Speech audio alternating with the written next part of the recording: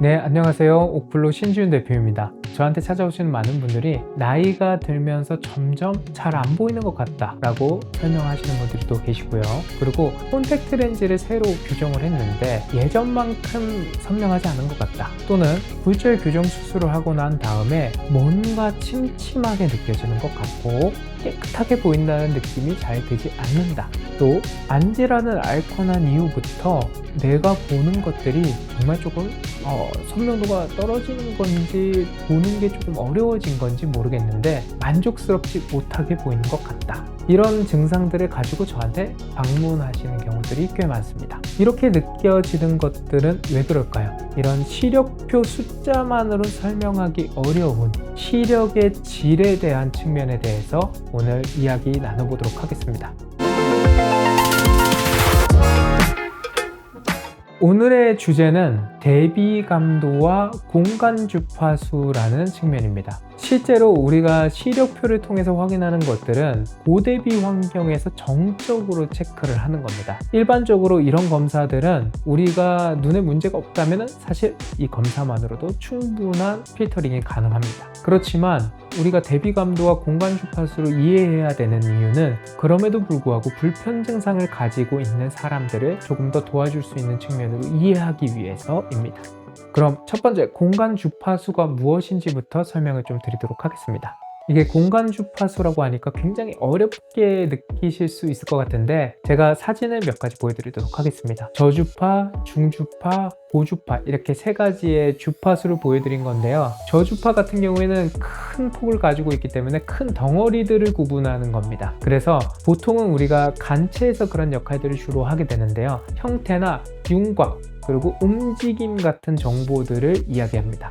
예를 들어서 우리가 장애물 같은 것들을 인식하는 거, 계단을 인식하는 거, 이런 거라고 보시면 될 것 같고요. 그리고 중주파 같은 경우에는 일상생활에서 얼굴 표정이라던가 아니면 조금 커다란 글씨 같은 것들을 인식하는 거라고 보시면 될 것 같아요. 그리고 고주파는 아주 작은 글자나 디테일한 것들, 이런 것들을 구분하는 것들이 고주파라고 보시면 됩니다. 고주파는 눈의 중심 영역에서 추체라고 하는 세포가 해석하는 주 정보라고 보시면 됩니다. 그래서 이런 주파수의 해석은 일반적으로 망막에서 그런 역할들을 하게 되는데요. 만약에 망막의 중심 영역에 손상을 입게 되면 당연히 중심에서 해석을 주로 하는 고주파 시력표를 해석하는 것에 대한 문제가 생기게 되고요. 만약에 주변 영역에 손상을 입게 되면 저주파 움직임이나 형태 같은 것들을 구분하는 것이 좀 어렵게 생기게 됩니다. 이 두 가지가 다 떨어지면 중주파에도 영향을 주게 되는 거겠죠. 그래서 각 주파수가 어느 영역에서 떨어지는지를 이해하는 것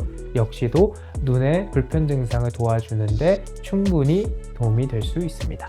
대비감도는 그럼 무엇이냐? 얼마나 희미한 상태에서도 구분을 할 수 있어? 라는 겁니다. 보통은 우리가 고대비 환경, 흰색 바탕에 검은색, 이런 것들은 잘 구분을 하죠. 그런데 회색에 조금 더 진한 회색, 이런 것들은 구분하기 조금 더 어렵습니다. 그런 환경들이 보통 어떻게 있냐면 우리가 안개가 낀 날, 또는 이런 회색의 계단, 또는 야간에 운전할 때, 흐린 날에, 이럴 때는 무언가 구분하기가 조금 어렵고요. 조도가 낮은 환경에서도 구분하기 조금 어렵다고 느끼는데 이건 대비도가 떨어져서 그렇습니다. 이거 역시도 앞에서 설명드렸던 것처럼 기본적 시력 검사에서 내가 큰 불편 증상을 가지지 않고 있다면 대비감도에 문제가 있는 경우들은 많지는 않습니다. 그럼 이 대비감도와 공간주파수는 어떤 것 때문에 떨어지게 될까라는 것을 조금 이해하는 게 중요한데요. 일단 첫 번째로는 우리가 안구에 빛이 들어간다고 가정을 해보겠습니다. 안구에 빛이 들어가면 각막이라고 하는 곳에서 빛을 먼저 만나게 되는데요. 이때 눈물이 덮고 있기 때문에 눈물막의 안정성이 일단 중요합니다. 그리고 각막의 모양도 균일해야 되겠죠. 각막이 균일하지 않고 울퉁불퉁한 표면을 가지게 되거나 높이의 차이가 크게 되면 빛의 유실이 많이 생기게 됩니다. 그리고 각막을 통해서 빛이 또 잘 무난히 지나갔다고 치더라도 거기 또 중간에 수정체라고 하는 렌즈가 있습니다. 이 렌즈의 혼탁도라든지 곡률의 차이라든지 이런 것들은 눈에서 또 빛의 소실을 일으키게 됩니다. 그리고 안에 내용물들이 차 있는데 내용물들도 만약에 점도가 너무 높거나 혼탁을 일으키고 있다면 역시 빛에 소식이 생기면서 산란이 일어난다던가 빛의 전달률이 떨어진다던가 하는 증상들을 가지게 되고요.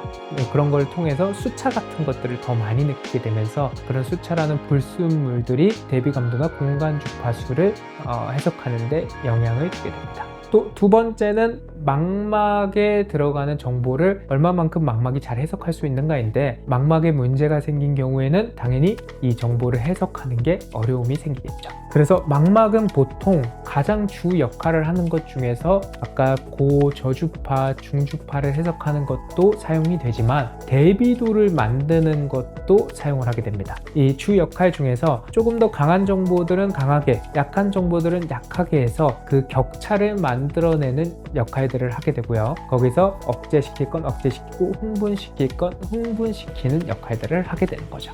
그리고 빛의 증가와 감소의 정도도 파악하게 돼서 증가된 부분은 또 느끼고 감소된 부분들은 좀 덜 느끼게끔 해서 이 대비도를 해석하는데 망막이 주요 역할을 하게 됩니다. 근데 만약에 황반에 변성이 생긴다던가 하면 당연히 중심부에 손상을 입게 되면서 이런 대비도를 만드는 것들이 약해지게 될 거고요. 또는 주변부에 손상을 입게 되더라도 암실 효과를 잘 내지 못하게 되면서 그런 문제들도 같이 생기게 됩니다.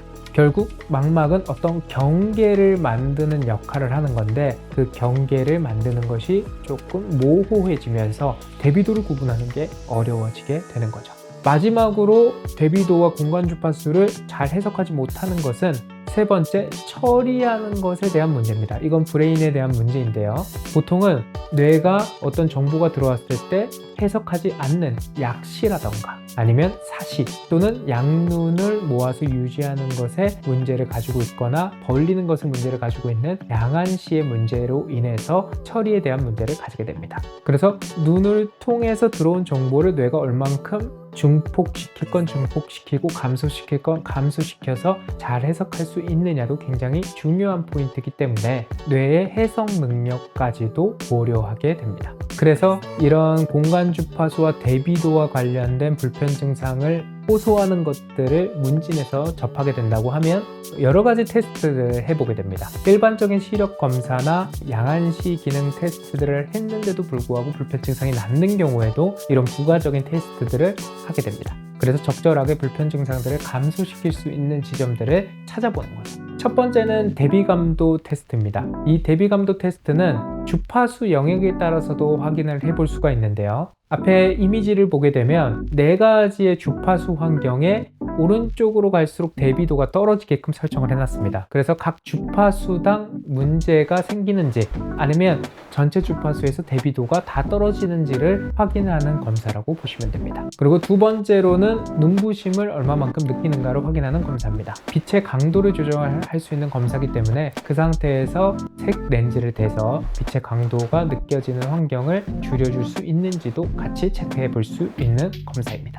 그리고 주 불편 증상 중에 야간의 빛 번짐이나 수차를 느끼는 경우에는 야간 환경으로 바꿉니다. 빛을 어둡게 하고요. 그러니까 실내 환경의 조도를 낮추고 시력표를 반전시킵니다. 그 상태에서 하얀색 빛이 퍼져지는 정도를 얼마만큼 렌즈로 감소시켜 줄 수 있는지를 확인하는 테스트입니다. 그리고 VX120이라고 하는 장비를 통해서 눈물막에 대한 안정성도 확인을 할 수가 있고요. 그리고 수차가 어디서 더 많이 생기고 있는가를 확인해보고 그런 수차가 눈의 불편 증상에 영향을 주고 있는지 수치로 분석을 하게 됩니다. 그래서 각 눈에서 고주파, 중주파, 저주파 또는 대비도가 떨어지는 것들을 안경 도구나 재활을 통해서 도움을 줄 수 있을지 확인하는 것이 중요하고요. 이런 증상들은 질환이나 양안을 유지할 수 있는 시기능 상태 또는 저시력의 정도에 따라서 다르게 접근을 해줘야 됩니다. 그리고 생활하는 환경도 역시 사람마다 조금 차이가 있기 때문에 그 환경에 적합한 도구들을 찾는 것도 굉장히 중요하겠죠. 그래서 1차적으로 정확한 시력 규정을 통해서 우리가 무언가 형태를 인식할 수 있는 지점을 찾는 것이 중요하고요. 양안의 균등성을 맞춰서 억제되고 있는 지점들 때문에 해석을 잘 못하는 상황들은 줄여줘야 되기 때문에 밸런스를 잡는 것이 중요하고요. 그리고 주야의 환경을 비교해서 수차로 인해서 불편 증상을 가지게 되는 것들을 감소시켜주는 것도 중요한 포인트입니다. 그리고 만약에 대비도가 내가 느끼는 게 어렵다면 색을 통해서 색 대비를 증가시켜서 색이나 형태를 구분해서 장애물이나 높이 등을 파악하는 것에 도움을 줄 수가 있습니다. 그래서 오클루 시기능 클리닉에 속한 오클루 안경원과 시기능 훈련센터는 이런 도구들을 적용해서 생활 환경에 적합하게 적용할 수 있도록 하는 재활까지 같이 제공을 하고 있습니다. 시기능과 관련된 궁금한 사항들이 있으면 댓글로 남겨주시고요.